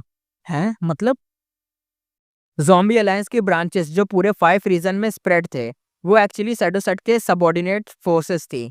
बिल्कुल वैसा जैसे सेंट्रल कॉन्टिनेंट के 10 ग्रेट एशियन सेक्ट थे ना, हेवनली कोड के अंडर आते हैं, ऐसे ही टाइप का ही था। शैडोसेट के जितने भी सबऑर्डिनेट्स थे, ये सारी के सारी ज़ॉम्बी अलायंस थी। बस डिफरेंस ये था कि शैडोसेट बहुत ही एक तरीके से कन्वर्ट था। ज़ॉम्बी अलायंस के कई हायर अप्स तक को पता नहीं था कि असली ट्रुथ क्या है। ये सीक्रेट उनके ऑर्गेनाइजेशन के सबसे टॉप और डीप पार्ट में हाइड था। 10 extreme immortal zombie lifeless formation shadow set का सबसे बड़ा प्लान था। उन्होंने अपना सब कुछ इसमें लगा दिया था और अब शैडोसेट एक पेनफुल सेक्रीफाइस करने को मजबूर था, ज़ॉम्बी अलायंस को गिव अप करके सिचुएशन को सही करने को। बैकअप प्लान एक्टिवेट होता है और एक एक करके नए फिगर्स 10 एक्सट्रीम फॉर्मेशन के अंदर अपीयर होते हैं। वो सब ज़ॉम्बी अलायंस की ब्रांचेस के इमॉर्टल ज़ॉम्बी थे। और भाई रैंक 6, रैंक 7, रैंक 8 ज़ॉम्बी एकदम शॉकिंग नंबर्स में अपीयर होते हैं, यानी एक दो नहीं, 20-30 भी नहीं, बहुत ही ज्यादा भाई, बहुत ही ज्यादा, काउंटलेस।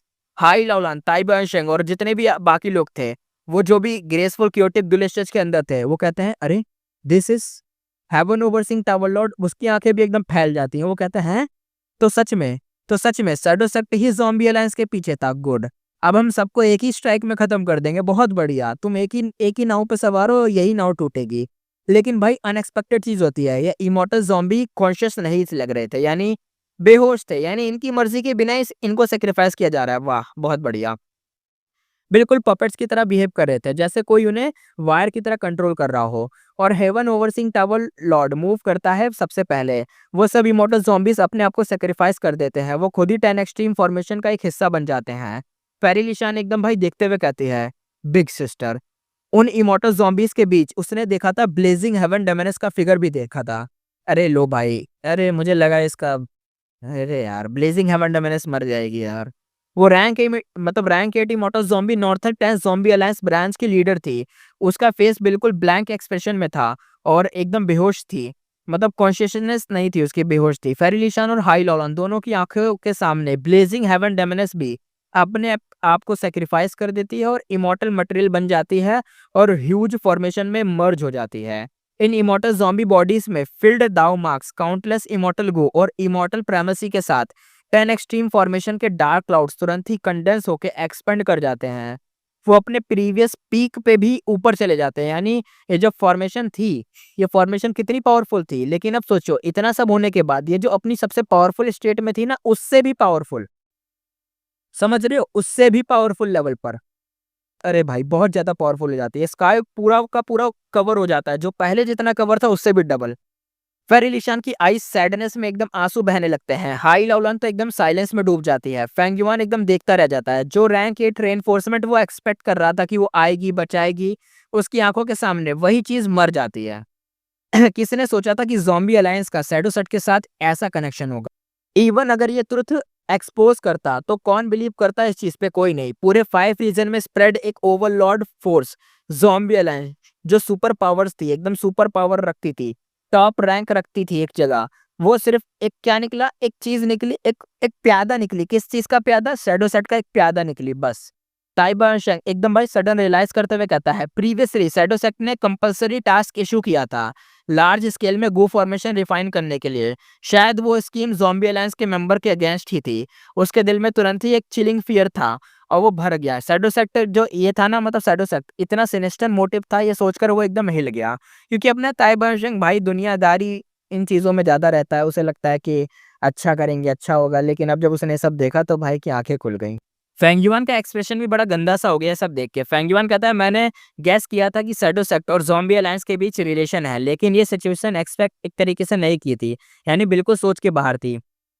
मेरी प्रीवियस लाइफ की मेमोरीज ने मुझे मिसलीड कर दिया। After all 5 region chaotic war के दौरान सारे ज़ॉम्बी अलायंस ब्रांचेस जितने भी ब्रांचेस थे, अभी एग्जिस्ट करते थे, यानी अभी भी एग्जिस्ट करते थे। फेंग युआन कहता है कितना बड़ा कॉस्ट है पूरे 5 रीजन के इमॉर्टल ज़ॉम्बी को ऑलमोस्ट मार देना, उन्हें इमॉर्टल मटेरियल में कन्वर्ट कर देना और 10 एक्सट्रीम फॉर्मेशन में डाल देना। वो लोग क्या रिफाइन करना चाहते हैं, ऐसा क्या है? क्या चीज़ वो कर रहे हैं? मुझे पहले कुछ और लग रहा था, पता नहीं क्या सिचुएशन हो गई है। क्या वो कोई लेजेंडरी एथर्नल लाइफ गो बनाने की ट्राई कर रहे हैं? कोई ऐसा गो जो ना मर सके? कोई ऐसा गो जिसको मतलब कोई ऐसा गो जिससे पूरी ज़िंदगी जिया जा सके? क्या कर रहे हैं वो? Heaven overseeing tower lord का एक्सप्रेशन भी एकदम वैसा ही था। उसके पीछे जो हेवनली कोर्ट के इमॉर्टल्स खड़े थे, उनके फेसेस भी बड़े काफ़ी एक तरीके से हो गए बेकार वाले कि अरे! ये तो गलत हो रहा है यार, ये तो कुछ ज़्यादा ही खतरनाक है। चाहे वो सब एक्सपीरियंस्ड और नॉलेजेबल थे, हाई स्टेटस वाले थे, पावर के साथ भी थे, फिर भी शैडोसेट के इस मूव ने भाई उनको खराब एकदम वरीड एक्सप्रेशन में डाल दिया था कि अबे ये तो दिक्कत वाली बात है। और इस मोमेंट के बाद 5 रीजन में सबसे ज़्यादा गो इमॉर्टल्स वाली फोर्स यानी ज़ॉम्बी अलायंस कंप्लीटली डिस्ट्रॉय हो गई, हवा में बिखर गई। फेंग युआन भी हिल गया यार, उसने पहले बोला था कि जो 5 रीजन की वॉर आएगी ना, उसमें भी ज़ॉम्बी अलायंस एग्जिस्ट करती थी उस टाइम पे। यानी शायद फेंग युआन की वजह से ही इस टाइमलाइन में दिक्कत हुई और इस टाइम पे उसे डिस्ट्रॉय कर दिया गया। अरे भाई साहब! लेकिन क्या होता है तभी वूश-वूश आवाज़ आती है, एक पियर्सिंग साउंड सबके कानों में घुस गई। तीसरी वेव ऑफ ग्रैंड ट्रिब्यूशन डिसेंड कर गई। हेवेंस विल इस बार एकदम फ़िशियस था, एक तरीके से फ़िरोशियस हो गया। क्लियर था कि शैडोसेक्ट जो भी रिफाइन करने को ट्राई कर रहा था, वो बिल्कुल भी हेवन डिफाइंग चीज़ तो नहीं थी। वो बिल्कुल हेवन के अगेंस्ट थी। हेवन की विल इतना गुस्सा हो गई, इतना प्रोवोक कर दिया कि क्या बताएँ। इवन हेवन और अर्थ उसकी क्रिएशन को अलाउ नहीं कर रहा था। थर्ड वेव की ग्रैंड ट्रिब्यूलेशन पहले दोनों ट्रिब्यूलेशन को कंबाइन करके ज़्यादा टेरिफाइंग थी। यानी जो पहले की दोनों ग्रैंड ट्रिब्यूलेशन थी ना, उन दोनों को भी कंबाइन कर दो तो ये वाली उन सबसे ज़्यादा पावरफुल थी। ऐसे टाइप की आ रही थी ये तीसरी नंबर की। स्काई से शार्प रेन गिरना स्टार्ट हो गई। हर एक डार्ज़लिंग रेन में सिर्फ हाफ इंच लंबी थी, लेकिन उसकी शार्पनेस ऐसी थी जैसे भाई दुनिया की हर चीज़ को एकदम पियर्स कर दे, यानी छेद कर दे। अब इसका नाम सुनाई देता है grand tribulation absolute piercing rain. यानी ऐसा मान लो ना, एक सुई सुई की बारिश हो रही है और ऐसी सुई जो तुम्हें छू ले तो तुम्हारी हड्डी मांस सबको एकदम गला दे। बिल्डिंग पे गिरे 4th फ्लोर से नीचे तो जमीन में घुस जाए। हेवन कह रहा हूँ, अर्थ के कोर तक घुस जाए वो ऐसी सुई। ऐसा मान लो 10 एक्सट्रीम फॉर्मेशन दोबारा से रिकंस्ट्रक्ट हुआ, लेकिन रंबलिंग डार्क क्लाउड्स अब एकदम से थक गए। ऐसा लग रहा था जैसे उन्हें ह्यूज ब्लो लगा हो, स्ट्रेंथ रिगेन ही नहीं कर पा रहे। फेंग युआन ने वही रिपीट करा, जायंट सन का इमॉर्टल एसेंस यूज करके ये जो ग्रेसफुल क्योटिक डोले स्टेज है एक्टिवेट करा और प्रियंसिंग जो रेन थी उसको एब्जॉर्ब करने का ट्राई करा। बस इस बार उसने क्लियरली फील करा कि जो डिफिकल्टी है वो भाई कई गुना ज़्यादा है। थोड़ी देर तक ऐसे होल्ड करने के बाद ग्रेसफुल क्योटिक डुले स्टेज के अंदर बहुत सारी जगह एकदम भाई छेद हो गए और लार्ज नंबर्स ऑफ गूवर्म सैक्रिफाइस हो गए। हाई लॉलन चिल्लाते हुए फेंग युआन को कहती है अगर ऐसा ही चलता रहा ना तो इमॉर्टल गो हाउस एकदम भाई 15 मिनट के अंदर ही खत्म, सर्वाइव ही नहीं कर पाएंगे, बस 15 मिनट टिकेंगे और फिर हम गए। फेंग युआन के पास भी कोई अच्छा मेथड नहीं था, चाहे उसने अपनी पूरी स्ट्रेंथ यूज कर ली हो, बहुत सारे अटैक्स ग्रेसफुल क्योटिक डोले स्टेज से एब्जॉर्ब किए हों, फिर भी वो सब चीज प्रोटेक्ट नहीं कर पाया। और जो एरो लाइक रेन अब डील कर रहा था वो टोटल सिर्फ 10% ही था अभी पावर का। सबसे ज्यादा arrow like rain shadow sector वो सफर कर रहा था, उसके ऊपर ही गिर रहे थे। इस सबको मतलब इन सब चीजों से क्लियर हो गया कि जो ग्रैंड ट्रिब्यूलेशन था उसका टेरर कितना खतरनाक था।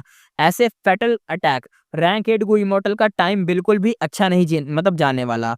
ये सब जो ग्रैंड ट्रिब्यूलेशन है ना, ये रैंक 8 वालों के पास भी आते हैं, तो कहना चाह रहे जो रैंक 8 वाले बंदे हैं ना, उनका टाइम अच्छा तो नहीं जाता होगा जब ऐसा चीजें आती होंगी, तभी तो वो इतना डरते हैं। थर्ड वेव खत्म होने के बाद sacred feather city, graceful chaotic dual stage दोनों ही खराब हो गए।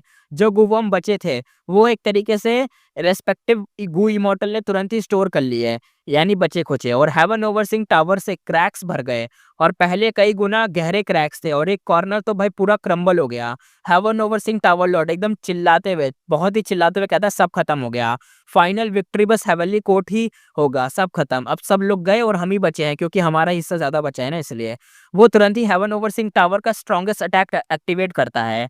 ये अटैक था जो फेट की पावर को कैरी करता था और अवॉइड नहीं किया जा सकता, स्टॉप नहीं किया जा सकता। ये जो अटैक है ये दोनों कंडीशन को एक तरीके से कुछ नहीं है कंडीशन इसके सामने, यानी अनअवॉइडेबल, अनस्टॉपेबल अटैक। और अगले ही moment heaven overseeing tower lord ने कहा, हेवन ओवर सिंह टावर के अटैक के नीचे फॉर्मेशन क्रैक हुआ।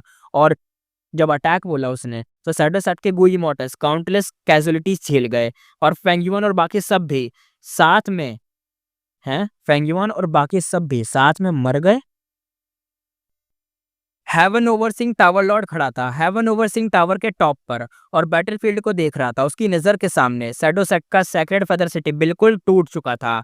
बोकविंग, सेवन स्टार चाइल्ड, बाकी सब नीचे जमीन पर गिर गए थे और बस कॉप्सेस बनकर पड़े हुए थे। ग्रेसफुल कियोटिक ड्यूल स्टेज भी बैडली डैमेज था। उसके अंदर जो गोई मोटर्स थे उनकी बॉडीज भी मोस्टली पीएंस हो चुकी थी, यानी पीसेस में बिखर चुकी थी। डार्क क्लाउड्स धीरे धीरे फेड हो गए और स्काई से एक बीम ऑफ लाइट नीचे उतर गई। गोल्डन ब्रिलियंस में शाइन चमक रही थी, लाइट के फ्लैशेस से एकदम भाई एकदम फैल रहा था light. Heaven overseeing tower lord जोर से हंसा, कहता है ये होता है उनका रिजल्ट जो हेवन की विल के अगेंस्ट जाते हैं। हा हा हा हा। लेकिन सिर्फ कुछ सेकंड बाद ही उसका चेहरा सीरियस हो गया। अपनी वो जो आईब्रोज थी उसने ऊपर करा और उसने देखा, oh wait, heaven overseeing tower damage हो चुका है और वो फेट का स्ट्रॉन्गेस्ट अटैक यूज ही नहीं कर सकता। तो फिर ये अभी जो अटैक कैसे कर पाया? अब वो थोड़ा सा देख के हिल गया कि जो उसने अटैक करा वो उस पर ही डाउट कर रहा है कि एक मिनट, तो ये अभी हुआ क्या है, ये क्या हुआ? फिर उसने थोड़ा डाउट करके कहा, एक और बात, अभी थोड़ी देर पहले मैं खुद एक तरीके से अनकंट्रोलली हंस रहा था। ये तो मेरी नॉर्मल आदत नहीं। मैं हंस क्यों रहा था? What's going on? इसी मोमेंट में उसके कान में आसमान से कुछ हल्की सी वॉइस सुनाई दी, क्या तुम सुन रहे हो?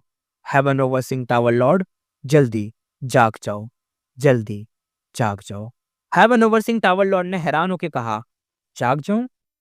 मैं तो जागा हुआ हूं ना, मैं तो उठा हुआ हूँ। उसका डाउट और ज्यादा स्ट्रांग हो गया। तभी उसकी बॉडी में एक स्ट्रांग झटका आया। उसने असली बात अब समझी। हेवन ओवर सिंह टावरलॉर्ड शॉक में बोला, ओ नो, मैं इनके ट्रैप में गिर गया। ये सब कुछ रियलिटी नहीं थी, मैं तो ड्रीम रेलम के अंदर हूँ। जैसे उसने ये सोचा उसके दिमाग में एक और चीज क्लिक हुई। दोनों साइड इतनी इजीली कैसे मर गई, स्पेशली शैडो सेक्टर, वो भी उस पर्सन के पीछे सपोर्ट था। यानी किसी ना किसी मतलब ऐसी चीजें हो रही थी, एक पर्सन इनके पीछे था, वो सब कैसे मर गए? ऐसा नहीं हो सकता।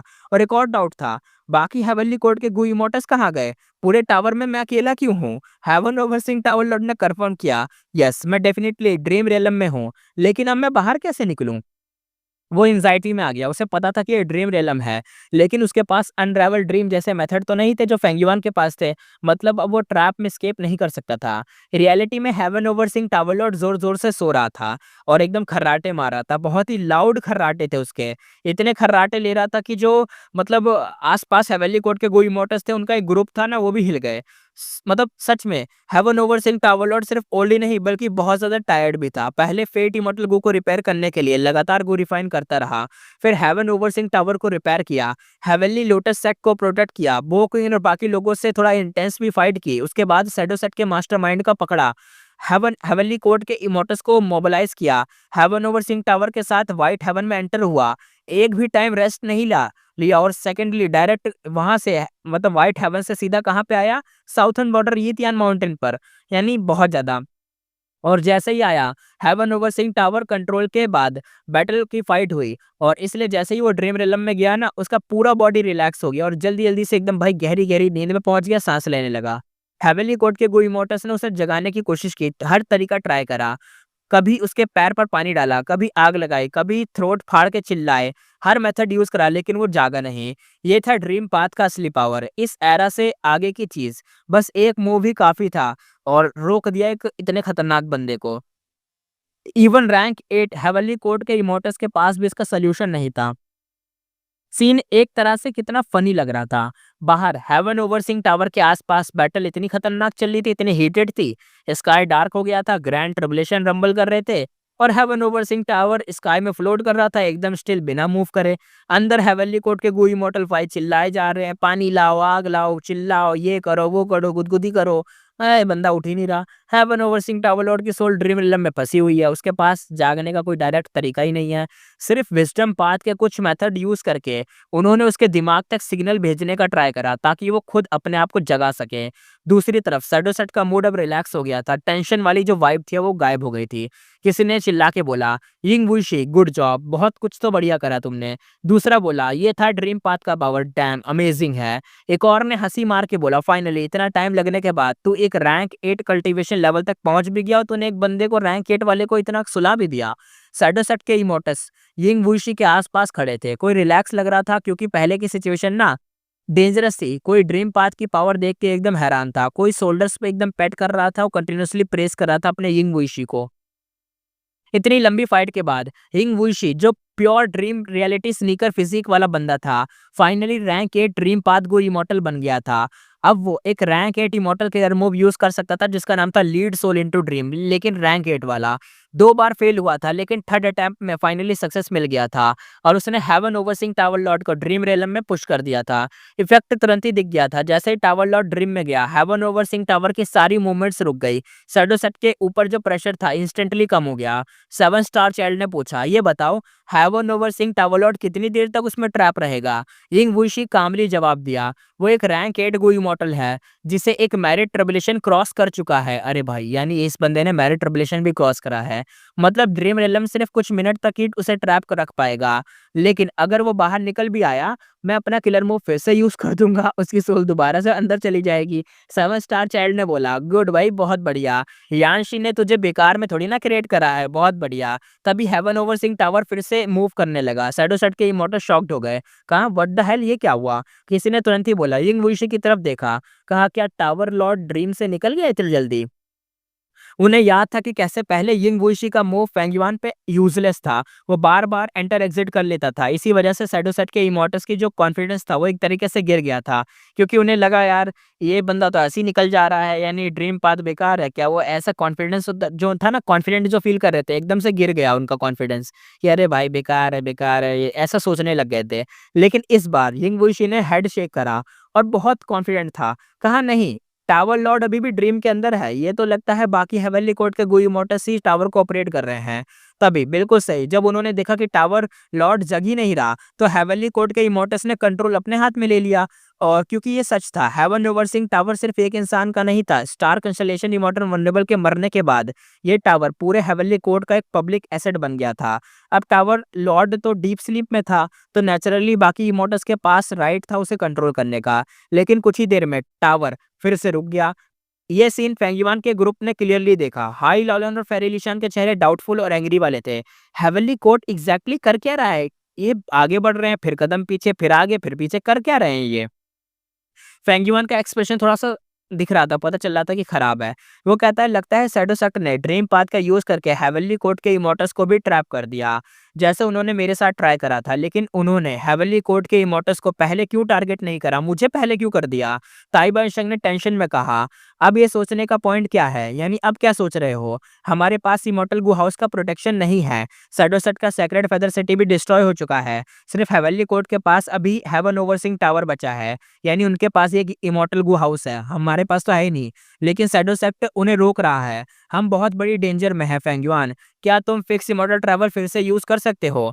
फेंगयुआन ने हेड शेक करा और हैवी से सांस लेते हुए कहता है, नहीं, अब पॉसिबल नहीं है। हाई लाउलन ने बिटर स्माइल के साथ बोला, तो मतलब अब हम पक्का डेड मीट है ना? अब तो गए, अब तो मर जाना है।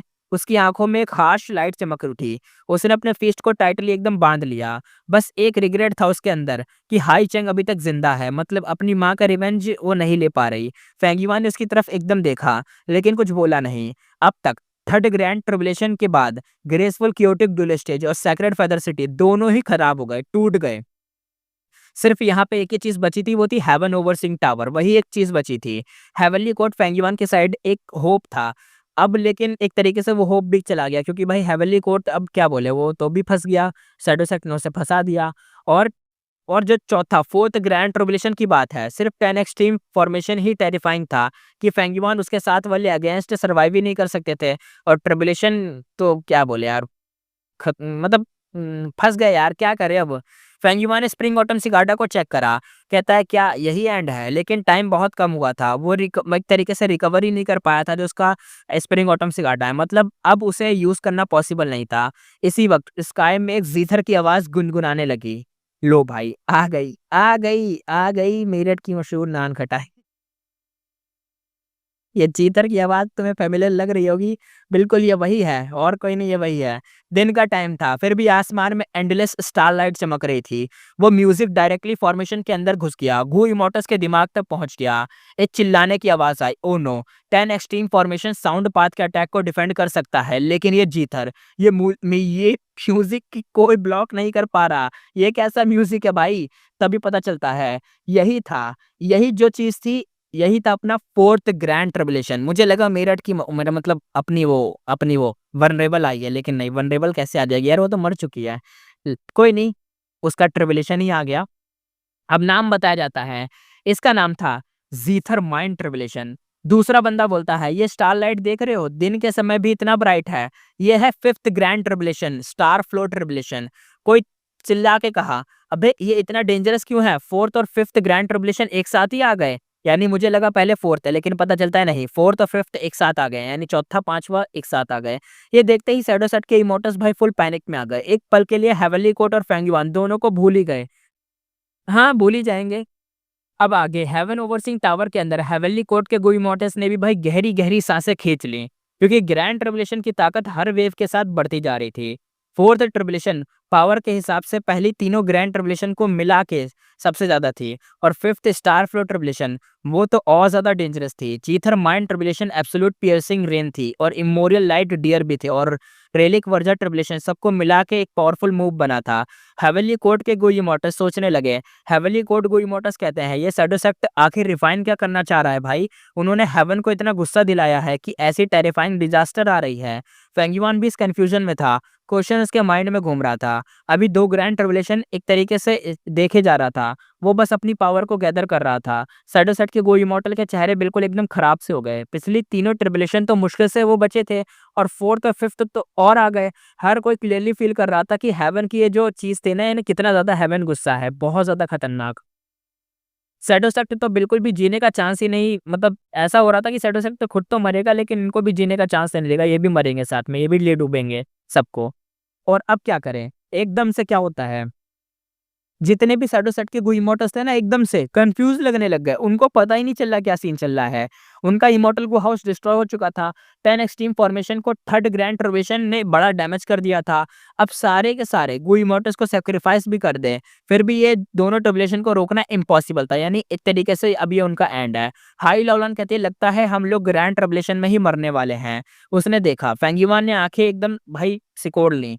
अब अपना ही ओपिनियन देने लगा, चाहे साइटोसेक्ट रिफाइन कुछ भी कर रहा हो। सबसे पहले उन्होंने 10 extreme immortal zombie lifeless formation बनाई थी। साउथर्न बॉर्डर के गो इमॉर्टल को मार के उनके इमॉर्टल प्राइमेसी और बॉडीज को गो रिफाइनमेंट मटेरियल बनाया जाए, और फिर पूरे ज़ॉम्बी अलायंस के मटेरियल को, यानी मटेरियल कह रहा हूँ, मतलब एक तरीके से मटेरियल ही बना दिया गया, उनको सैक्रिफाइस कर दिया गया, और ऊपर से उन्होंने 7 इमॉर्टल गो हाउस भी खो दिए।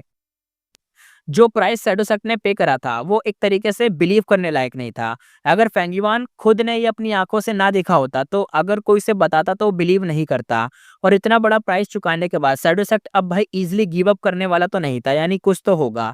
तभी ज़ीथर म्यूज़िक एकदम से बहुत लाउड हो गया। सबने क्लियरली सुना, इमॉर्टल्स के चेहरे चेंज हो गए। उनको ऐसा लगने लगा जैसे दुनिया घूम रही हो, कुछ तो ज़मीन पे गिर रहा हो। ज़ीथर माइंड ग्रैंड ट्रिब्यूलेशन ऑफिशियली अब स्टार्ट हो गया था। स्काई में स्टारलाइट नीचे गिरने लगा, ह्यूज ब्लू सुनामी की तरह। वो इतना बड़ा था, इतना एंडलेस डिस्टेंस तक फैल गया था कि क्रैश होता तो क्या सब। स्टार फ्लो ग्रैंड ट्रिब्यूलेशन अब भी अब देखने को मिलता है, क्योंकि ये बहुत बड़ा था। ये जो सैडोसेक्ट था, इसके इमोर्टल्स के चेहरे तो अब खराब हो गए। डेथ के लिए मेंटली अब वो रेडी थे। वो एक दूसरे को एनकरेज करते हुए एकदम आगे देख रहे थे। सिर्फ यिंग वुइशी बचा था, जो हेवन ओवरसीइंग टावर को हैंडल कर रहा था। फेंगिवान के साइड सब जमीन पे थे, चेहरे सफेद हो गए थे, डेस्परेट हो गए थे एकदम भाई। जीथर के अगेंस्ट माइंड ट्रिब्यूलेशन की पावर के आगे कुछ नहीं कर पा रहे थे। Heaven overseeing tower after all एक तरीके से रैंक 9 इमॉर्टल गो हाउस था, इसलिए वो भी अभी तक स्काई में फ्लोट कर रहा था, लेकिन शायद इसके बाद नहीं कर पाएगा। पता नहीं, देखते हैं कर पाए ना कर पाए। फेरी लिशान कहती है, इमॉर्टल गो हाउस के बिना हम कैसे बचे 2 ग्रैंड ट्रिब्यूलेशन से। हाँ, हेवन और अर्थ की माइट से मरना, वो तो बेड पे ओल्ड एज से मरने से ज़्यादा ग्लोरियस था। उसका चेहरा एक तरीके से डेज़ था। वो स्काई की तरफ देख रही थी। उसके 7 मतलब ओरिफिस ब्लड में एकदम निकल रहे थे। उसने ज़ीथर माइंड ट्रबुलेशन के अगेंस्ट रेसिस्ट करना ही छोड़ दिया, यानी एक तरीके से मौत एक्सेप्ट कर ली। बाकी सब भी अब डेस्परेटली होल्ड कर रहे थे। और उसी वक़्त यीतियान माउंटेन के रुइंस से एक इनक्रेडिबल पावर ऑरा निकला, सुप्रीम स्ट्रेंथ के साथ। एक इमॉर्टल प्राइमेसी का एंट्रेंस ओपन हो गया। ये शैडोसेट का ब्लेस्ड लैंड था। पहले जो शैडोसेट का हेडक्वार्टर बाइनिमिंग को नहीं मिला था, वो पहले से ही यहाँ प्लेस किया गया था। इस ऑरा को फ़ील करके सारे गुइमोर्टस के हार्ट्स एक तरीके से हिल गए। इवन रैंक 8 हेवनली कोर्ट के गुइमोर्टस, जो उनका चेहरा भी सफ़ेद पड़ गया, उनकी आँखों में फ़ियर दिख रहा था। शैडोसेट के इमोर्टस के चेहरे अब जॉय वाले हो गए, यानी जो अब उनका जैसे-तैसे वो सँभाल रहे थे ना, अब एक तरीके से मौत एकदम सामने थी, लेकिन अब जैसे ही उन्होंने फ़ील करा, खुशी आ गई, जैसे प्यासे को पानी मिल गया हो, एकदम वो होता है ना एकदम खुशी, एकदम वैसी खुशी हो गई थी। शैडोसेट के इमोर्टस कहते हैं, आवर मेन बॉडी आ गई। बूम आवाज़ आई। एक huge of monstrous ghostly hand immortal primacy के एंट्रेंस से बाहर निकला। रैंक 9 ऑरा एकदम से इंटेंस हो गया। एक इनविजिबल शॉकवेव बैटलफील्ड में फैल गई। रॉक जितने भी थे ब्रेक होने लगे। रंबल करते हुए डस्ट और स्मोक आपस में भिड़ने लगे। हाई लाओलान, ताइबा और शेंग दोनों के दोनों भाई देखते हुए कहते हैं, ये है क्या? हेवन ओवरसीइंग टावर के अंदर टावर लॉर्ड फाइनली जागा। उसके माइंड पे इमेंस प्रेशर आ गया था। घोस्टली हैंड की आइडेंटिटी रिवील कर दी। हेवन ओवरसीइंग टावर लॉर्ड कहता है फाइनली, ये है स्पेक्ट्रल सोल डीमन वनरेबल।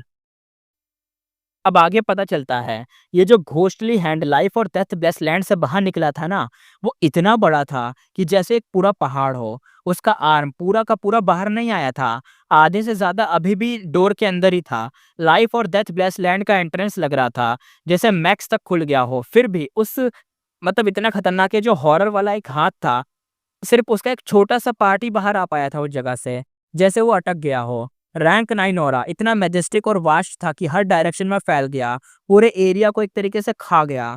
फेंगयुआन उसकी साइड तुरंत ही पीछे हट गई। उस रैंक 9 ऑरा के प्रेशर के नीचे उन्हें ऐसा लग रहा था जैसे सांस रुक गई हो। दिल बस अब ऐसा फीलिंग आ रही थी, अब यही मरने वाले हैं, अब तो हम खत्म, अब मतलब जीने का कोई चांस ही नहीं है, गए सारे। जब उन्होंने उस ह्यूज हैंड को दोबारा देखा, वो इतना डार्क था जैसे एबिस की गहराई हो, और इसमें एक टेरिफाइंग सिनेस्टर वाइब थी। साथ ही लग रहा था जैसे एक डार्क ब्लू लाइट के साथ एक तरीके से मिला हुआ हो। हाई लॉलन शॉक में कहती है, ये कौन सा सोल बीस्ट है? इसका ऑरा इतना टेरिफाइंग कैसे है? इवन इमोरियल सोल बीस्ट भी इस ऑरा के मैच नहीं कर सकते। क्या दुनिया में सच में रैंक 9 सोल बीस्ट भी होते हैं? उसे अभी तक ये घोस्टली हैंड का असली आइडेंटिटी नहीं पता था। फेरी बेरी लिशान एकदम ट्रेम्बलिंग वॉइस में कहती है, अरे इम्पॉसिबल, दुनिया में जितने भी लिविंग बीइंग्स हैं, उनमें सिर्फ इंसान ही रैंक 9 तक पहुंच सकते हैं। इसलिए इसलिए मैन को स्पिरिट ऑफ अ लाइफ इस मतलब लिविंग बीइंग्स कहा जाता है। यानी ये जो इंसान है, यही स्पिरिट का सारे लिविंग बीइंग्स का मतलब वही माना जाता है। नॉर्मली सब सोल बॉडी से अलग होती हैं, वो वीक स्टेट में होती हैं। ऊपर से सोल एक तरीके से मतलब बिना बॉडी के होती है, मतलब इजीली ब्रिक्स और टाइल्स की एकदम पार जा सकती है। सोल होता है ना, किसी भी दीवार के आर पार जाना, वो बात कह रही थी ये।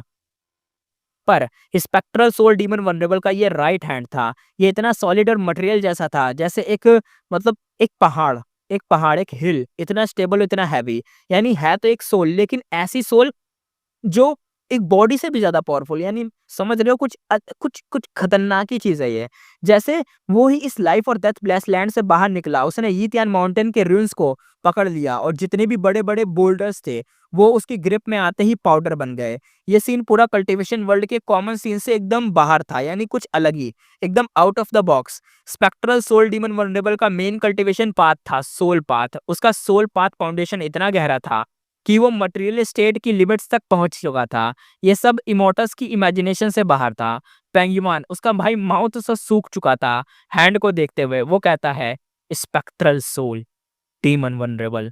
उसे इस ह्यूज हैंड का ओरिजिन पता था, क्योंकि कुछ टाइम पहले जब उसको immortal killer move lead soul into dream से हिट किया गया था, वो फिर से ड्रीम रेलम में गया था, और तब उसने स्टार कंसलेशन इमॉर्टल वनरेबल का जो मेलोडियस सॉन्ग सुना था, और सॉन्ग की लाइन थी, fallen songs of a despondent heroes.